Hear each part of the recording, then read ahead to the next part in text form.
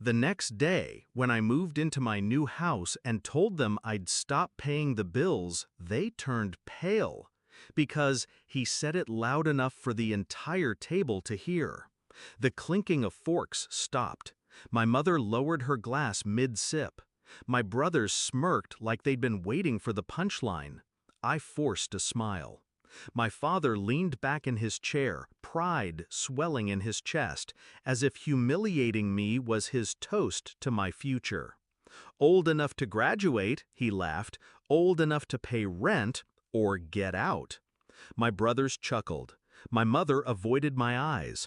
I didn't flinch. I cut another piece of steak, chewed slowly, and nodded. The silence that followed felt like victory for him. But that silence was mine. I used to think fathers protected their children. Mine measured my worth in utility bills. When I was 12, I heard him tell my mother, "At least the boys will carry the family name. She'll just be an expense." That day, something hardened in me. While my brothers played, I worked. Babysitting, tutoring, stocking shelves at midnight. Every dollar was a brick in the wall I was building between me and him. They thought I was just the quiet daughter in the corner. What I really was preparing. By 17, I was the one covering half the house's bills. Electricity, gas, even groceries when Dad's business ventures ran dry. No one thanked me.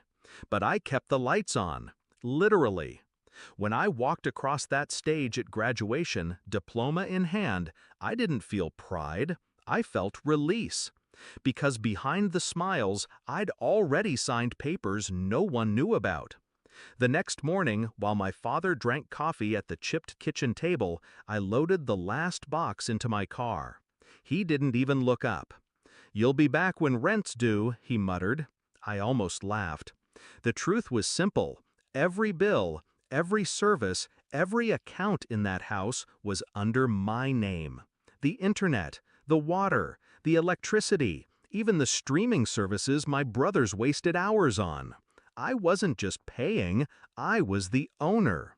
The day I moved into my new house, a house I bought in cash from the savings they never knew I had, I made 3 phone calls. One to the electric company, one to the gas supplier, one to the bank. Service terminated. Automatic payments canceled. I didn't shout, I didn't slam doors, I just withdrew. That evening, I stopped by the old house, keys still in my pocket. My family sat around the living room, shadows flickering across their faces. The power had been cut an hour earlier. My brothers were fanning themselves in the humid air, phones already dead. My mother stared at the dark TV like it had betrayed her. Dad barked at me the second I walked in. "Fix it! Call the company! Pay the damn bill!" I set my keys on the table. Calm. "No." His face reddened. "What do you mean, no?" I met his eyes for the first time that night. "I mean, I won't be paying anything anymore. It's not my house, not my responsibility. I've moved out."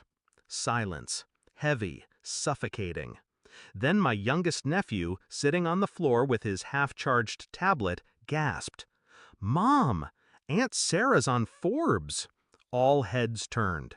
He held up the screen, its blue light glowing in the dark room. My face stared back from an article. "Local investor makes national list." Forbes, billionaire list. Right beneath my photo was the number they couldn't comprehend. The room froze. My brothers leaned forward, mouths open. My mother's hands shook. And my father's laugh, his mocking, hollow laugh, died in his throat. "You?" he stammered. That's a mistake, some kind of error." I tilted my head. "No. It's what happens when you stop being an expense and start being the one who owns the table everyone eats from." They didn't know about the startup I'd invested in 4 years earlier. They didn't know about the stocks I traded while they mocked me for wasting time on spreadsheets. They didn't know that every bill I paid in their house had been part of a bigger plan to control what they thought they owned. And now they had nothing. No lights, no water, no power, not even the illusion of control. Dad slammed his fist against the table. "You owe this family." I stood. "No, you owed me. For years you let me carry you. Now you'll learn what it feels like when the crutch is gone." I walked to the door. My brothers didn't move. My mother whispered my name, fragile like a prayer. I didn't turn back. "I'll send someone tomorrow," I said. "Not to pay your bills, to change the locks. The house is under foreclosure. Papers went through this morning." The sound of his breath catching, that was the sweetest gift he'd ever given me. Outside, the night was quiet. My car waited, engine humming softly. I didn't cry. I didn't smile. I just drove away, the glow of my new house on the horizon. Freedom in the shape of bricks I'd bought with my own hands.